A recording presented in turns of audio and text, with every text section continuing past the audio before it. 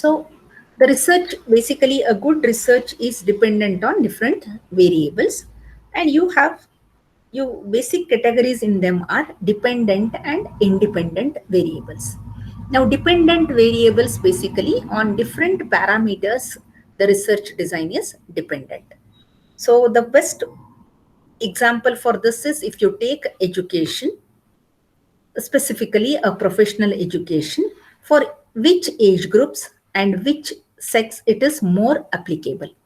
So men or women or girls or boys, how exactly they pursue that education, that is, this becomes a dependent variable. So as I mentioned, even the apparel design also is dependent on these two parameters, age and girls or boys or men or women. And if any research design has to be carried out for the masses, then the parameters are different. Again, you will be considering the finer details like which size of the apparel has to be designed in more number, and which size, okay, lesser number is fine, and which design goes with a specific size. So these are again dependent parameters. So when you consider simple dress designing, so the age group, the weight, height, and which income group is going to buy that particular product is also important. Because if you design a exclusive product and if you try to sell it in the lower middle class or middle class group, then definitely it is not affordable and your research fails there. So again, this income is also another important variable. So this forms another dependent variable.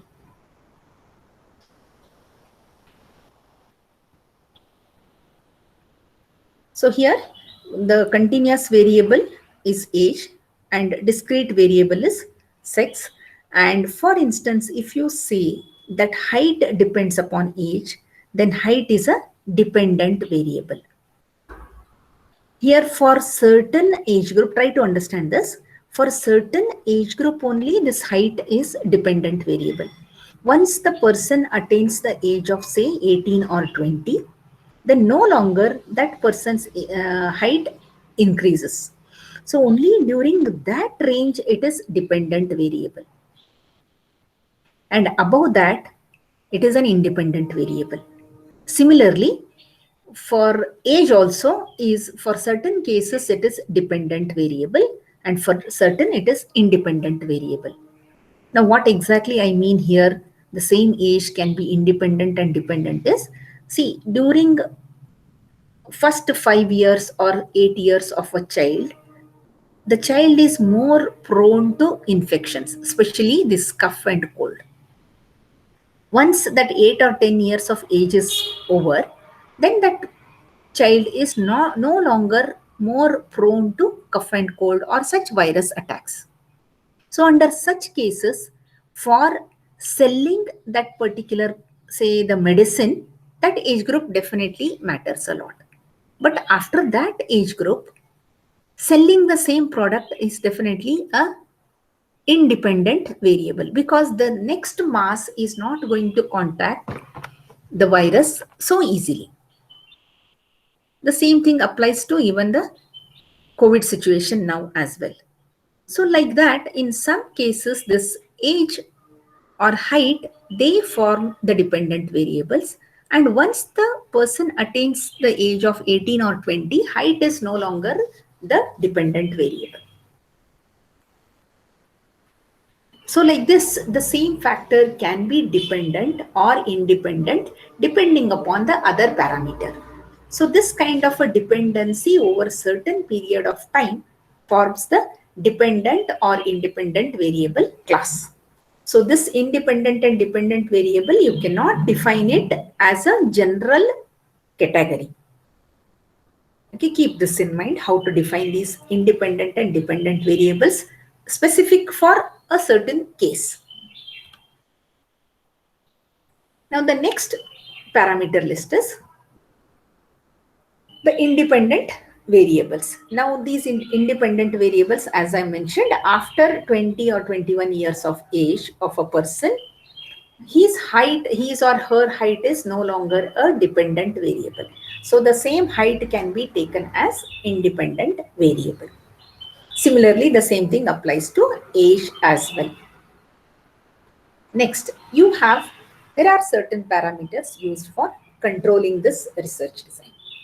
Now, what exactly this control here is? So one important characteristic of a good research design is to minimize the influence or effect of these independent variables. Now, minimize the effect means what? If any research is dependent on many controlling factors, then the outcome will not be good. Say there is a wedding going on. I'll take an example of a wedding where different age group people are coming and different class people are coming there. Then a cook has to, or a caterer has to do the cooking or the food arrangement. Under such cases, on an average, you consider that, okay, for such big crowd, say 1000 crowd, so many children may be there, so many adults may be there, so many above 60 or senior citizens may be there. Broadly, if this case is studied and taken, then for the caterer or for the cook to prepare the menu will be very simple. If you start concentrating on only children so much, only this so much, then the controlling or the influence of this age group is way too high. Under such cases, the entire menu may not be balanced. So if you take a balanced menu which suits for all the age groups, then it will be very easy for the cook to. So if you reduce the number of controlling parameters or the influence of these controlling parameters, such that the general menu which suits everybody, all children or all age group people, plus people from all walks of life. Now, what I mean by all walks of life is, in the invitees list, you may have very rich people, you may have people from lower class, you may have people from middle income group. So, if the menu suits everybody, then the entire controlling parameter list will be minimized. If you choose some exclusive, say continental food, if it is chosen, then people from lower income or middle income group, they don't even know what is this continental food.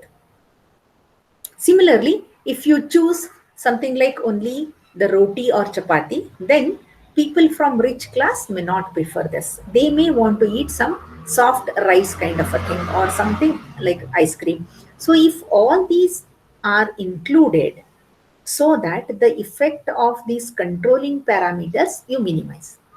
Say the continental food is a controlling parameter, or say some kadak roti or something that other people cannot eat, the senior age group they cannot eat, or the children's group they cannot eat that. So under such cases, this you have to minimize or eliminate completely the effect of that. So the menu which suits everybody, all class of people, all age group of people, then your parameters which are controlling this will be minimum. And the impact of them is also minimum. So whatever the cook decides will be suitable for everybody, and his amount, what he is preparing, is definitely fulfill the needs of everybody. And there will be minimum wastage from the food point of view, and minimum not happy kind of a feeling from all quarters of people. So this is regarding the control. Now, next one is confounded relationship. So when the dependent variable is not free from the influence of independent variables,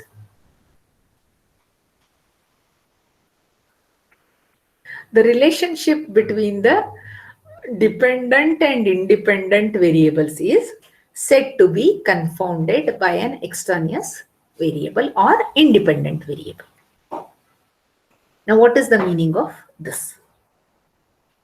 When the dependent variable is not free from the influence of the independent variable. Now, if I, in the earlier example, if I chose continental food, which suits only the upper class people, but where my majority of the invitees is from the lower income and middle income group. So under such cases, there will be influence of this continental food. So this can make people unhappy, and this can make people not eat that food, not enjoy that food. As a result, there will be wastage of the food. So the relationship between the dependent and independent variable is said to be confounded by this independent variable. So in spite of knowing that this will not suit, but if I concentrate or try to please only certain class of people, definitely the other people are going to be affected by that.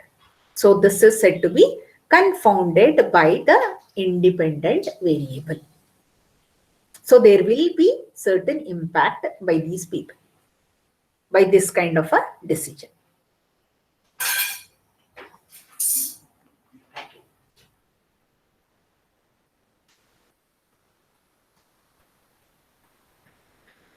So the next one, research hypothesis, little later I will take. So experimental and non-experimental.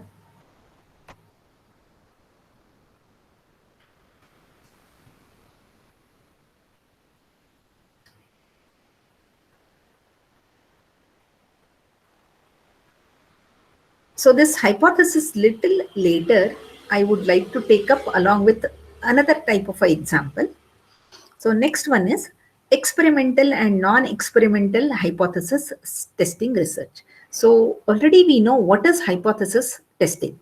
I had taken earlier the example of null hypothesis, where a certain case is not going to exist at all. Then you say how many cases are existing, comparing with assuming that there are no such cases going to be existing. Okay, that is null hypothesis. So with that, we had taken one example. So I would like to take the same example here as well. So when the purpose of the research is to test a research hypothesis, it is termed as hypothesis testing. Now assume that all of us have done so many experiments, hardware and software in the lab. Assume that you are working on a transistor-based experiment. Now, with this particular kind of a work, you know very well that the results are not going to be satisfactory. Not going to be satisfactory is your hypothesis. Then still you work and see how much is the deviation from that. That is, you are testing that circuit for something. So when the purpose of the research is to test a research hypothesis that this particular circuit is not going to work. Now, your testing here not going to work, you know. But what exactly is happening, where exactly what is going on, if you know thoroughly this well after testing, then you will know where to improve that. So starting with not going to work, then how to make it work. This is what is your hypothesis testing. So it can be of the experimental design or of the non-experimental design. Now what exactly it means is, either you conduct an actual experiment and then come to the conclusion like point wise. Okay, at this particular test point, okay, this is the result. At the next test point, this is the result. Like that, point wise, if you test and give the list of issues related there for non-working of that particular circuit, then come to the conclusion that, okay, this is what is the result of this, then how to make it work. What replacements make it work? So like this, experimenting and then coming to conclusion is experimental design. Or non-experimental design means just simply give it to a simulator, see what the simulation says, or whatever your analysis is, just theoretically with book and paper you analyze and say that okay, you apply some KVL, KCL or any other theorems technique you apply for a particular transistor circuit, then say that because of these reasons this is not going to work. So this is non-experimental design. So the same circuit working with experimental design and with another circuit or the same circuit without any experimentation working on it and testing for hypothesis.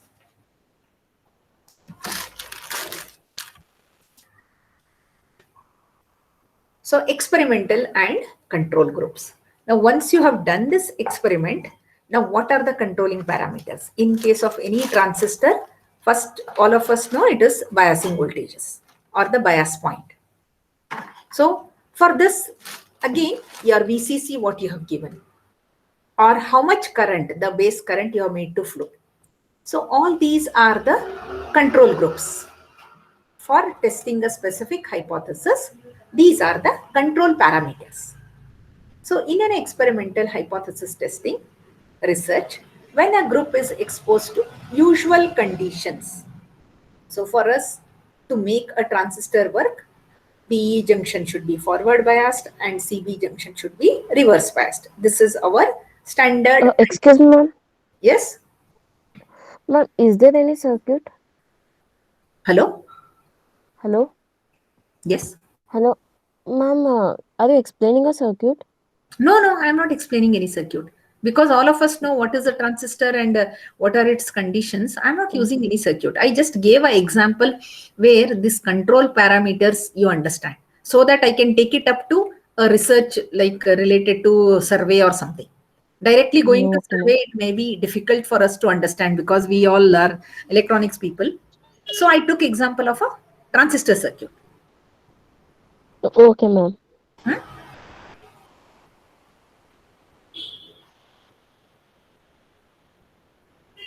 Are you all following, right? Hello? Yes, ma'am.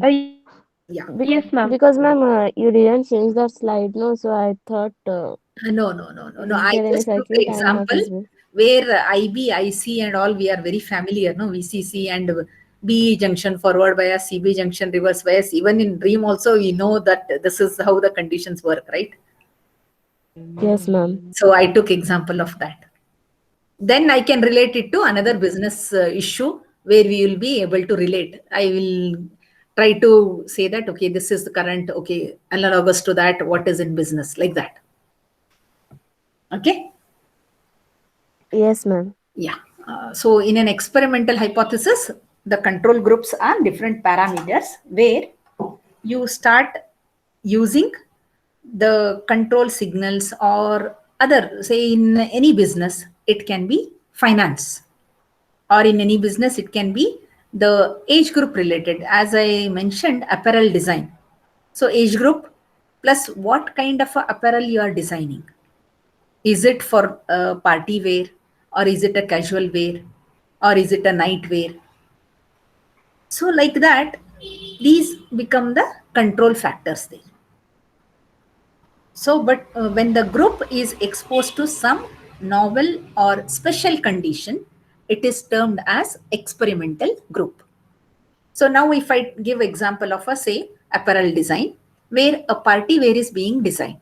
So party wear means you're defining that it can be used only for this particular occasion. So in that occasion, okay, how many again the dependent parameters are going to come into. Now dependent parameters are what kind of a party you are attending.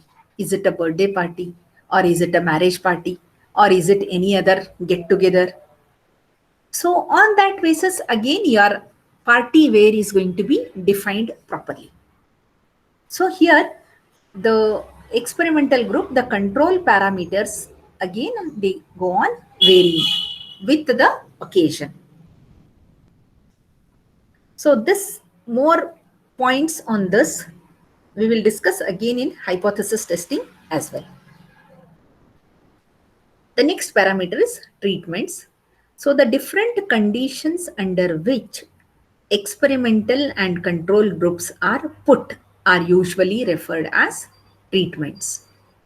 So both together, like what I said, a party plus what type of a combine the two, menu and the party wear. So when these two are separately treated, they form different research problem. But naturally, you go to a party, you have food also. So these two again combined one research if you make, then it becomes another totally a different research issue. So the different conditions under which experimental and control groups are put are usually referred to as treatments. The next point is experiment.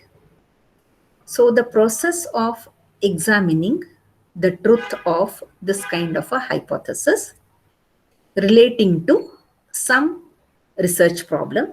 It can be a single research problem or the multiple research problem what I brought in now. The menu plus the apparels. If they are if it is a single one also is a research problem, but combined also it gives me another research definition. So you are experimenting on that. Now, usually these event management people, they consider all these factors. And one more parameter comes there. What is the decoration of that particular hall or whatever? So how much should be spent on that decoration? So all of them in individual are different research issues and they can be combined together to study one under one label, that is event management. So this kind of a process of examining different parameters and the related dependent and independent variables or the control parameters, that is coming under your experiment group. So experimental units now. The predetermined plots or the blocks where different treatments are used are known as experimental units. Such experimental units must be selected very carefully. Now, for event management study, food is important, the decoration is important, plus the kind of a clothing what you wear, party wear or casual wear, that is also important. So these three are different units of a single research definition, research issue of event management. So these defined blocks, you have to select them carefully. Means what? How relevant they are to a particular occasion. What is the percentage of relevance there? On the basis of that, you have to define carefully. Now, for a get together, all these things are important.